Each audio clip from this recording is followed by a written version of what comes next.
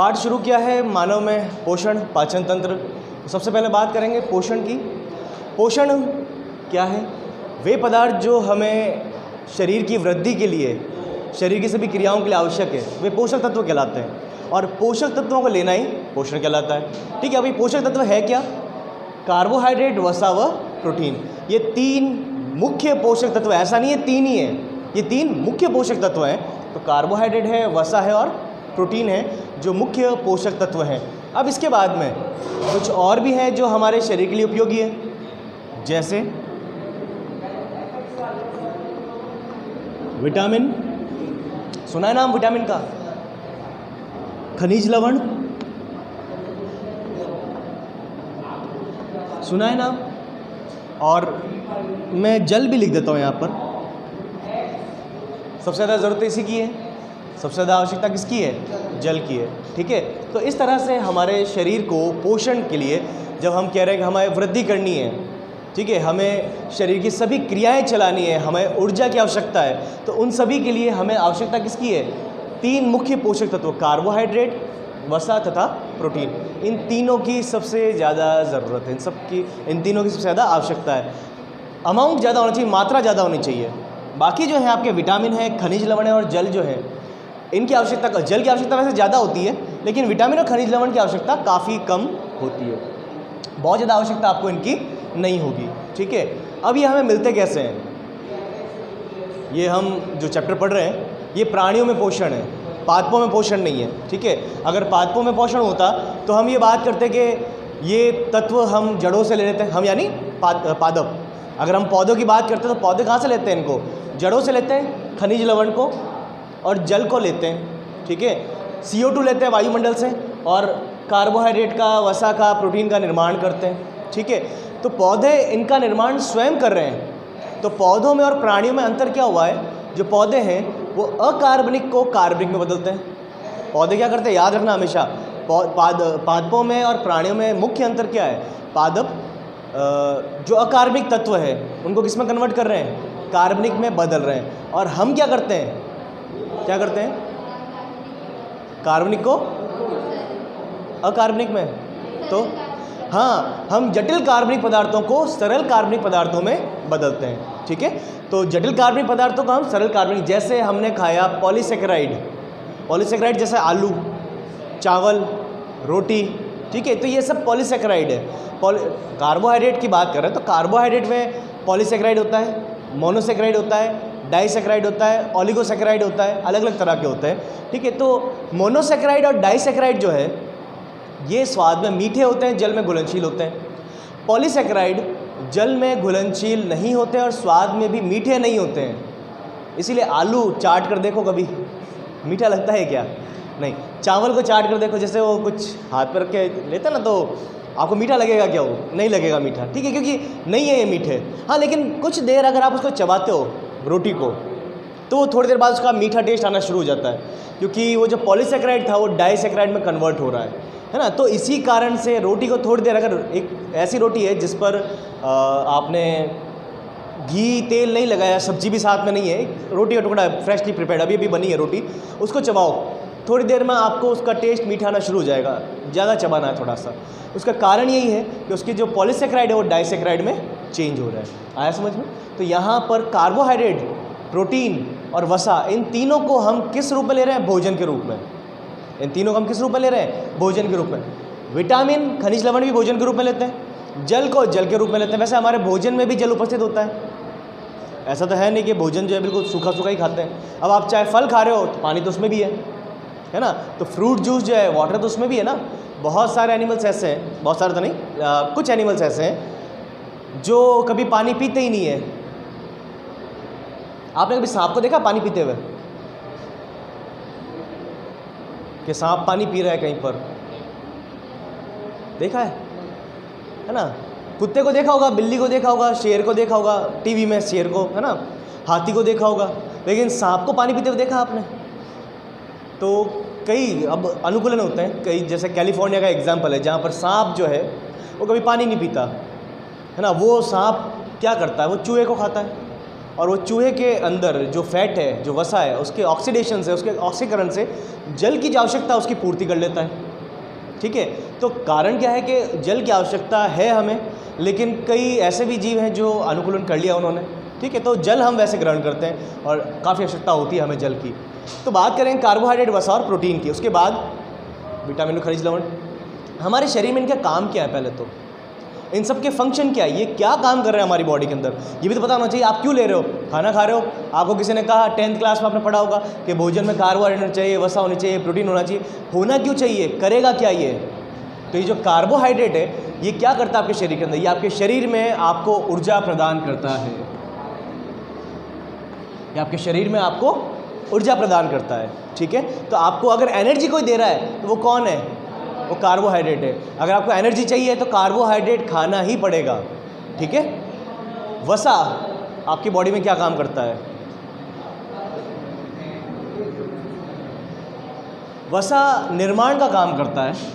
आपके कोशिका झिल्ली का उसका एक पदार्थ है जिसमें अगर आप कोशिका झिल्ली का निर्माण कर रहे हो तो कोशिका झिल्ली में जनरली ये मानते हैं उसमें 50% प्रोटीन होता है, 50% वसा होता है, लिपिड होता है। ठीक है, तो वसा की आवश्यकता है, निर्माण। ठीक है, प्रोटीन बिल्डिंग मटेरियल, इसको बिल्डिंग मटेरियल कहते हैं। ठीक है, इसको क्या कहते हैं, बिल्डिंग मटेरियल। यानी आपके शरीर का निर्माण जो है मुख्य रूप से किस पर निर्भर करता है, प्रोटीन पर निर्भर करता है ना। वैसे इनके और भी बहुत सारे काम है, मैं एक एक शब्द के अंदर जो कम कार्य है बिल्कुल छोटे छोटे से उनको बात कर रहा हूँ। तो प्रोटीन जो है, प्रोटीन का काम क्या है, ये आपकी बॉडी में बिल्डिंग मटेरियल है। ठीक है, आपके शरीर का निर्माण। आपने देखा होगा जो लोग जिम जाते हैं वो लोग प्रोटीन ज़्यादा खाते हैं अगर बॉडी बनानी है उनको, है ना। तो प्रोटीन ज़्यादा खाने से क्या होगा, आपकी मसल्स डेवलप होती है। ठीक है, जनरली ऐसी चीज़ जैसे आपके बाल हैं तो बालों को भी पोषण क्या मिलना चाहिए, प्रोटीन। ठीक है, तो प्रोटीन जैसे शैम्पू वगैरह आते हैं कई सारे बताते हैं उनके अंदर कि प्रोटीन है उसके अंदर। ठीक है, तो प्रोटीन क्या करता है, आपके बॉडी के अंदर, आपकी बॉडी की, शरीर की विभिन्न मांसपेशियों की वृद्धि के लिए, विभिन्न अंगों की वृद्धि के लिए आवश्यक है। कोशिका झिल्ली में प्रोटीन उपस्थित होता है। ठीक है, देखो कोशिका झिल्ली की जब बात करते हैं ना तो कोशिका झिल्ली में दो चीज़ें होती है, एक होता है प्रोटीन, एक होता है वसा। कोशिका झिल्ली में दो चीज़ें हैं, एक है प्रोटीन और एक वसा। अगर जनरल अपन मानते तो 50% प्रोटीन 50% वसा, बाकी जो बच जाता है ना उसके अंदर कार्बोहाइड्रेट। अब बाकी क्या बच गया, बहुत नेग्लिजिबल अमाउंट, है ना, बहुत छोटी मात्रा में अगर कुछ बच जाता है तो उसके अंदर होता है आपके कार्बोहाइड्रेट। ठीक है, तो कार्बोहाइड्रेट, कोलेस्ट्रॉल ये भी उपस्थित होता है आपकी कोशिका झिल्ली में, लेकिन मुख्य रूप से अगर कोई है तो ये दोनों है। ठीक है, तो ये भी निर्माणकारी है, लेकिन ये कई क्रियाएं भी करता है। ठीक है, आपकी जैसे कोशिका झिल्ली की बात कर रहे हैं तो कोशिका झिल्ली के अंदर निर्माणकारी कौन है, प्रोटीन व वसा।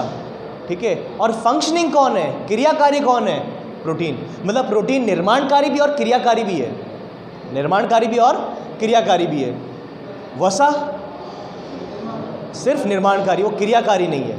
आया समझ में, मतलब आपकी सेल मेम्ब्रेन के अगर कोई फंक्शंस हैं, है ना, आपकी कोशिका झिल्ली है, मैं कह रहा हूँ कोशिका झिल्ली के कुछ कार्य हैं, तो कोशिका झिल्ली के जो कार्य है ना वो कार्य किसकी वजह से हो रहे हैं, प्रोटीन के कारण हो रहे हैं। लेकिन संरचना का निर्माण किसके कारण हो रहा है, प्रोटीन के कारण भी हो रहा है और वसा के कारण भी हो रहा है। ठीक है, तो यहाँ पर ये सिंपल सी कंडीशन है जिसमें आपको वसा, प्रोटीन और कार्बोहाइड्रेट के कार्य यहाँ पर दिए गए हैं। ठीक है, तो यहाँ पर कार्बोहाइड्रेट, वसा और प्रोटीन के कार्य सबसे पहले आपको पता होना चाहिए। अब इसके बाद में मिलता किससे है आपको, ये आपको क्या ऐसा खाना पड़ेगा, बताओ आप लोग, कार्बोहाइड्रेट किससे मिलेगा?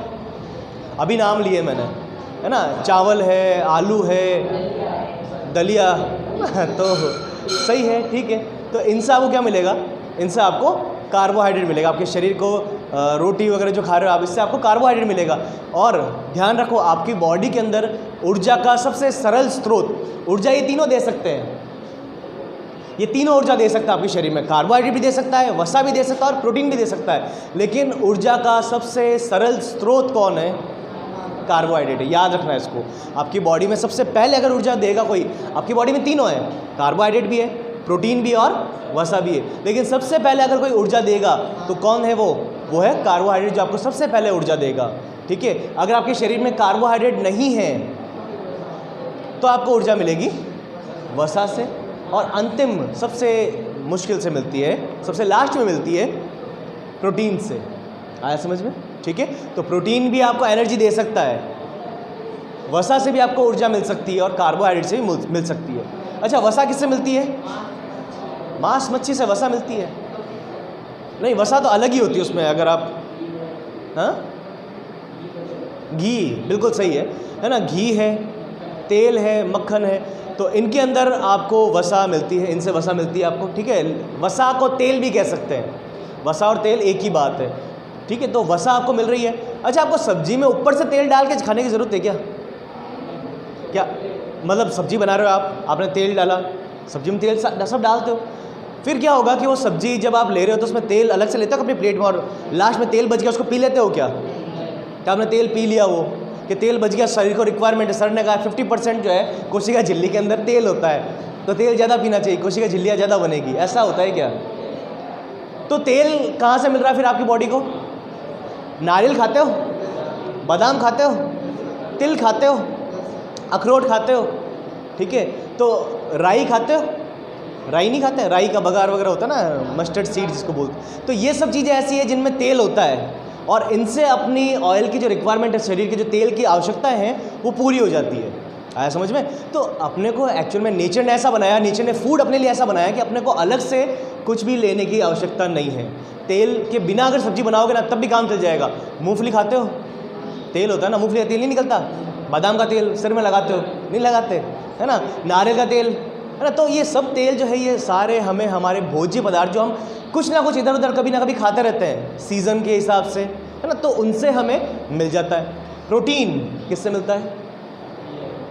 वही मांस मच्छी अंडे, सिर्फ मांस मच्छी अंडे से मिलता है? दूध में भी होता है, दूध में भी होता है प्रोटीन, ठीक है, दालों में होता है प्रोटीन, सोयाबीन में होता है प्रोटीन। तो मतलब शाकाहारी और मांसाहारी दोनों तरह का भोजन जिसमें प्रोटीन भी होता है, कार्बोहाइड्रेट भी होता है और वसा भी होती है, इनसे हमारी जो रोज़ाना की जो रिक्वायरमेंट है, जो आवश्यकता है, वो आवश्यकता हमारी पूरी हो जाती है। आया समझ में?